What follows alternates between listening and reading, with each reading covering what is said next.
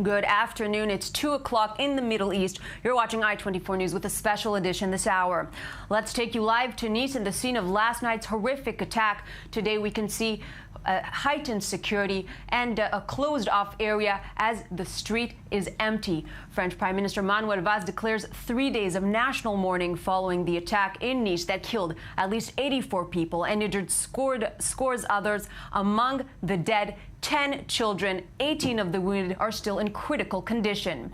Pictures that came in this morning from the coastal resort showed the truck that was used to carry out the attack with many bullets through its shield. Police announced they have found the ID of the 31-year-old Frenchman of Tunisian origin, but a resident of Nice, and have taken a mobile phone from the scene believed to belong to the attacker.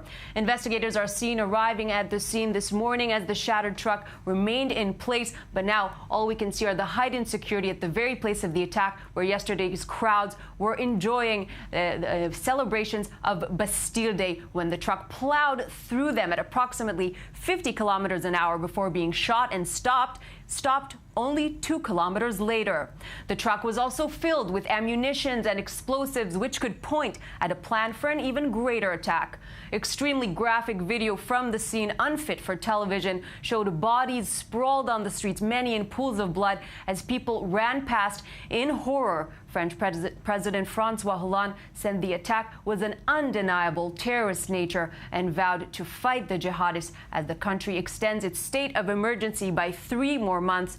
No group has claimed responsibility so far. And now we're going to go to our correspondent and i24 News contributor, Peter Humi, who is in France covering the story throughout the day. What's the latest? Well, the very latest information that I have is that 2 of the 84 dead as a result of the attack yesterday evening, Thursday evening in Nice. 2 of them have, according to American and French officials, have been identified as American citizens. As you mentioned, children also amongst the dead, and presumably also amongst the wounded as well. Of course, hundreds were affected by this act of terror. 18 are gravely ill in the hospital in very serious condition, and there are dozens of others that continue to undergo treatment but are believed to be out of any kind of physical danger.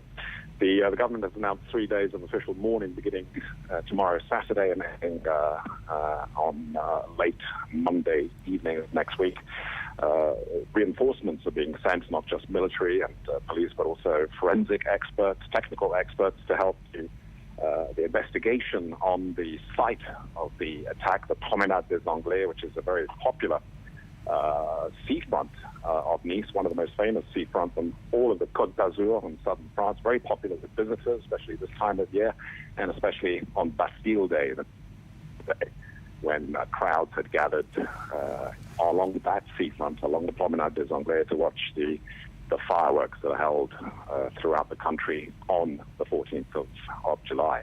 Of course. And Peter, we know that the investigation is, of course, ongoing, and more details will become available as it comes along. However, the ammunitions and explosives that were in the truck, is there any lead or any idea why these ammunitions were in the truck and what the attacker was planning to do with these ammunitions? Because at the end of the day, he made the truck his weapon, but it could have been much, much worse.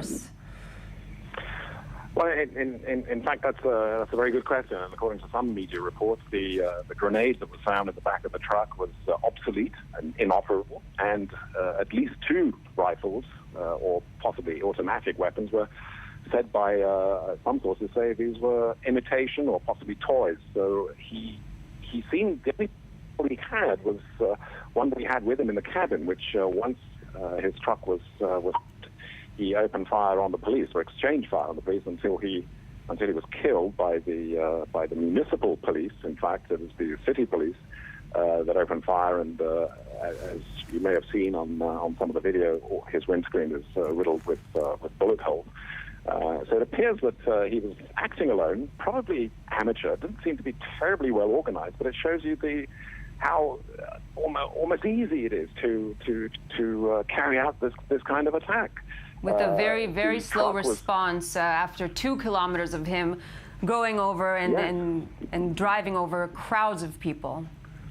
Well, I mean, you have a truck of that size weighing several tons and speed as it goes along. It's pretty difficult to stop that unless you have some, very, very solid barrier, which obviously wasn't in place. It was a makeshift barrier to stop cars going along the road during this way.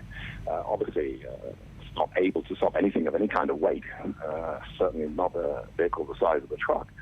And as you mentioned, it all takes place on Bastille Day, on the national holiday, during the time of the fireworks, which were probably a very big distraction, which is maybe the reason why he wasn't stopped earlier. Peter Humi, I do want to thank you. At this point, we'll be back with you later in the day. And now we're going to go live to Tel Aviv, where our correspondent and editor, Ron Friedman, stands by outside of the French embassy. Any signs of movement there?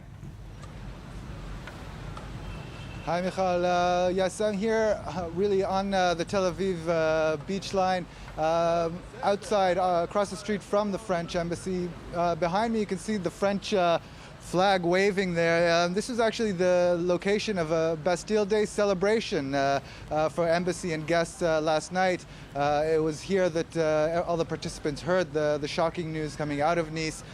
Today, no sense of tragedy here. Life in Tel Aviv, as you can see behind me, is carrying on. Many tourists in the street. Many of them actually people visiting from France. And the embassy itself, on my right, if we can ask our cameraman, he's panning up now. You can see the only sign of solidarity or of the tragedy that happened is the French flag, which is now flying at half-mast, just out of respect for the fallen. Throughout the day here in Israel, we've heard many political reactions, lots of condemnations from all across the political spectrum. Prime Minister Benjamin Netanyahu expressed his condolences to the event, expressed solidarity with the French people, vowing Israel's support to do anything in its power to help bring the perpetrators and the people who backed them to justice, and to help in general in the war on terror. I mean, Israel, as we all know, has experienced its fair share of terror attacks, even in the last few weeks, similar to France, similar to other European countries over the last year.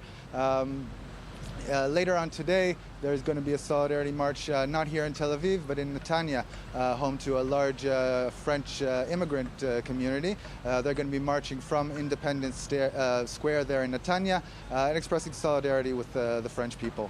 So at the moment, no sign of a floral tribute, and life is moving on.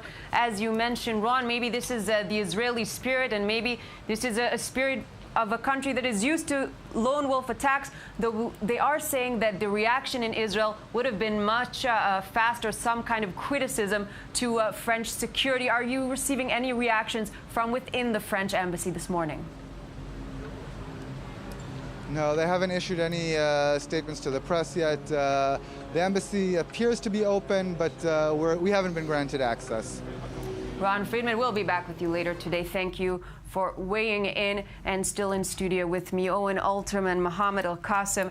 Thank you once again. And we're looking at all these reactions coming in. As you mentioned, Owen, terror is terror is terror. Prime Minister Netanyahu is trying to say that it's exactly the same terror as in Israel. The Middle Eastern regimes are also, other Middle Eastern regimes are saying that we are the victim, we are on the same side, and this is actually a problem of extremism and jihadism. Are the people agreeing with this idea? Well, to be quite honest with you, it's somewhat sad that some regimes, some officials are trying to take advantage of these attacks and invest in them and capitalize on them for their own benefits, whether it's the Arab regimes throughout the Middle East or whether it's Israel. This is, again, a global issue. It's not one country's issue. We have seen that these terrorists have been able and capable of attacking in the hearts of many, many countries, including here, whether in Jordan, Israel, Saudi Arabia, Lebanon, Iraq, France, the United States. This is an international issue. This is not one exclusive problem for one country, but every country now and every government is trying to justify why it's taken certain measures within its country to justify its actions by saying that we are also the victims. We have seen that even the Syrian government now saying that we have been telling you so for quite some time, for the last 5 years, that we are victim of terrorism, and this is basically what we have faced and experienced for the last 5 years. What you're seeing here, what we've warned you for the last 5 years, now you're seeing we've been going through it. So every country is trying to claim or make this association and also connect with France and other countries that faces these kind of attacks. And also interesting to note, before when we were speaking to Meir Chaviv, he only mentioned European countries, Israel experiencing this, but just in Iraq during the month of Ramadan, this same sort of attack conducted by either IS or IS ideology targets Muslims as well, and for some reason this is not a message that is showing through in the global media. Michal, let's do some self-criticism here. We did not break into news 2 weeks ago when the attacks in Baghdad took place. We have three times as many victims that fall into Islamic State terrorism that day than today, and they're all humans, whether it's in Paris, in Nice, in Istanbul, in Baghdad, in Jordan, in Israel, anywhere else. And we did not break into news when it took place in Baghdad, but we are breaking in news when it took place in Nice, in France. And this is why some Arab countries are saying now we're publicly voicing our opinions. For quite some time, we did not hear any official statements until maybe a day or two later, whether from the Palestinian Authority, from the Jordanian government, from Saudi Arabia, from the Gulf countries, from Lebanon, from anywhere in the Arab world or even the Muslim world to come out condemning and denouncing these attacks. Now they're even faster than any other government or Western government is supporting the French government and criticizing, because they're saying we are victims too. And the media sure has a role. Just hold that thought. We're going to take you back to the live images from Nice as we see some French dignitaries arriving at this hour. So we would like to follow through with this live footage coming in from the very place of the attack yesterday, from the resort that is known for its beautiful scenery and now, unfortunately, is known for bloodshed. Oh, and this is a very, very big moment for any leadership, any president or prime minister.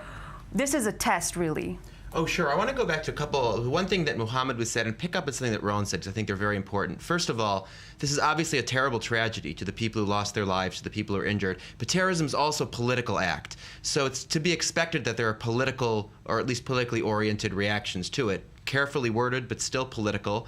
And it's part of the dynamic, whether for better or worse, of how these events unfold. Well, political or religious extremism, if that's what you mean. And going back to something that Ron said, which I think is very, very important, this event is another reminder, or could be another reminder, that the situation, the difficult situation for French Jews, that situation has not been resolved. The reason that there is a rally tomorrow night in Netanya, of all places, because of the large French immigrant community there. That's a community that's come to Israel in the last 10 years. And it's come to Israel because of, in large part, because of events in France. It's true that this event was not targeted at a Jewish target. It's not like the Hyper Kasher event of a year and a half ago. But it is still a reminder of the tension in France that surrounds the issue of Islamic extremism and that surrounds the issue of the rise of the far right, in which case the Jewish community finds itself caught in the middle. So it will be interesting to see, and we've seen a lot of changes on the ground in Israel from this. In addition to Netanya and Tel Aviv itself, as Ron said, many, many French Jewish tourists expected to come here for the August holidays in a few weeks. But going back to the footage we're seeing, sure, this is a big test of leadership. Many are calling it a big test of leadership for President Hollande. And yes, elections in France not exactly around the corner, but only 9 months away. Absolutely, and we will keep our eyes on this footage coming in from Nice once something interesting and once we see the dignitaries themselves. We'll be back. But at the moment, we're joined by Nitzan Uriel, a Brigadier General and the former head of the Center for Counterterrorism Bureau in the Prime Minister's office. Thank you for joining us. Good afternoon. People ran past in horror. French President François Hollande said the attack was an undeniable terrorist nature and vowed to fight the jihadists as the country extends its state of emergency by 3 more months. No group has claimed responsibility so far. And now we're going to go to our correspondent in I24. Good afternoon. It's 2 o'clock in the Middle East. You're watching I24 News with a special edition this hour. Let's take you live to Nice and the scene of last night's horrific attack. Today we can see heightened security and a closed-off area as the street is empty. French Prime Minister Manuel Valls declares 3 days of national mourning following the attack. Indonesian origin, but a resident of Nice, and have taken a mobile phone from the scene believed to belong to the attacker. Investigators are seen arriving at the scene this morning as the shattered truck remained in place, but now all we can see are the heightened security at the very place of the attack, where yesterday's crowds were enjoying celebrations of Bastille Day when the truck Nice that killed at least 84 people and injured scores others. Among the dead, 10 children, 18 of the wounded are still in critical condition. Pictures that came in this morning from the coastal resort showed the truck that was used to carry out the attack with many bullets through its shield. Police announced they have found the ID of the 31-year-old Frenchman of Tunis, plowed through them at approximately 50 kilometers an hour before being shot and stopped only 2 kilometers later.